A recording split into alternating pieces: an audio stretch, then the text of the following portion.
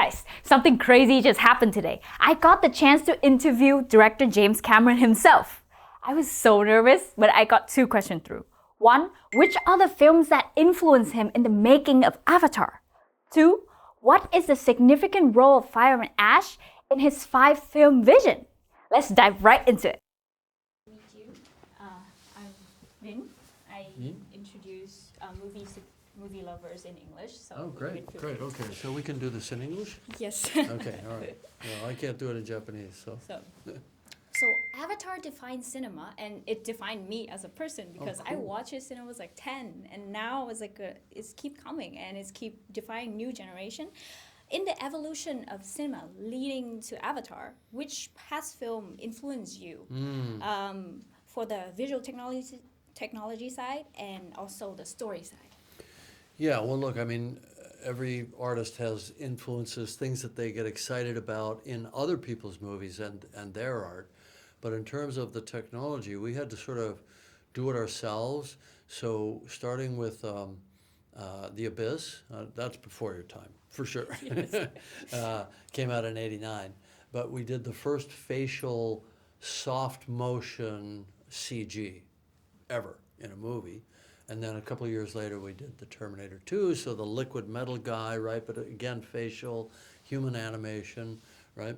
And so then after that, I started a company to take that idea farther. And it was all about creating characters. And I did it, I formed that company with one of the world's top character designers, a guy named Stan Winston. He worked with me on Aliens and the Terminator movies and all that.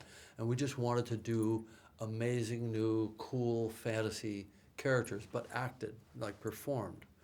So then we formed a company called Digital Domain, and then I wrote Avatar to give Digital Domain a gigantic challenge that would force them to come up with how to do this.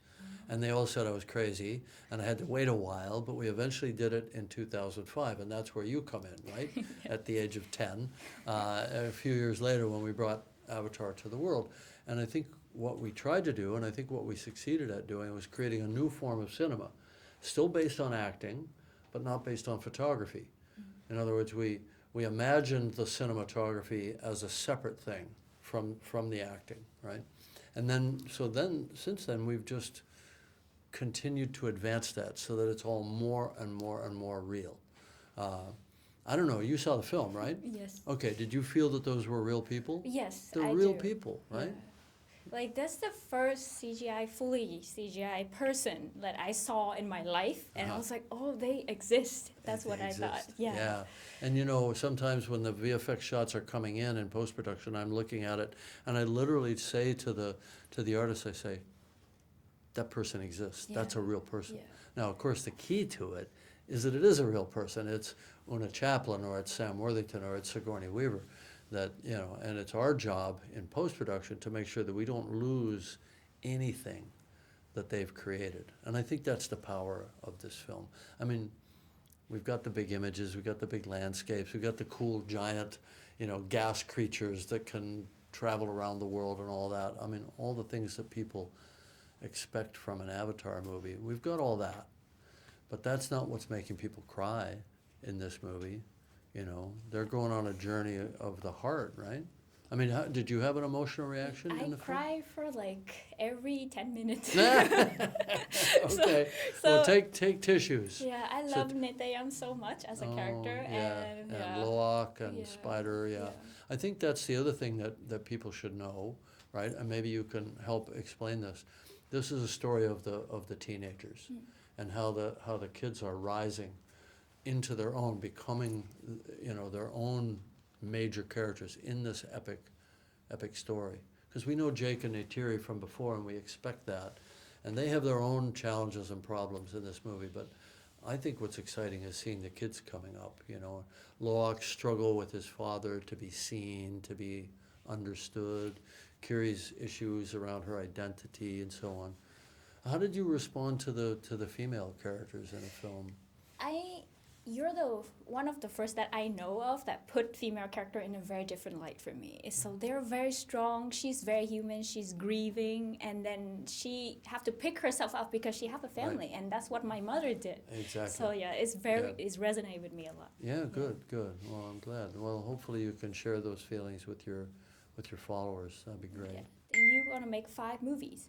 So what is the element, what is the significance of Fire and Ash to make people to have to go to the theater and watch it right now? Yeah, well, look, I mean, the symbolism of the title is that, you know, fire is violence and hatred, and ash is the result of that, which is the grief and the loss and the trauma. So the ash people, they've been traumatized. They have a great loss. They've been abandoned by their deity, their mother, you know, and it's made them, you know, angry and aggressive and dangerous, right?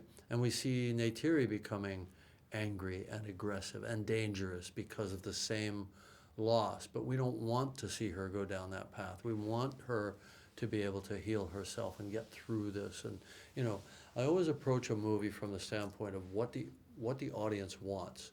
So as a writer, you create that need and that want, and then you resolve it, and hopefully you give the audience what they want. And I'm always a fan of a happy ending, even if it's kind of hard-earned and people have to go through hell to get there. So Fire and Ash, I think it is important to think of it as the culmination or the end of a big story arc. It started with movie 1, movie 2, then introduced the kids, all right? So now we're talking about a family, not talking about a boy meets girl love story. That was the first movie. Second movie puts us into a family. And then the third movie plays off all of those family dynamics, you know, and families are messy, as we know, right?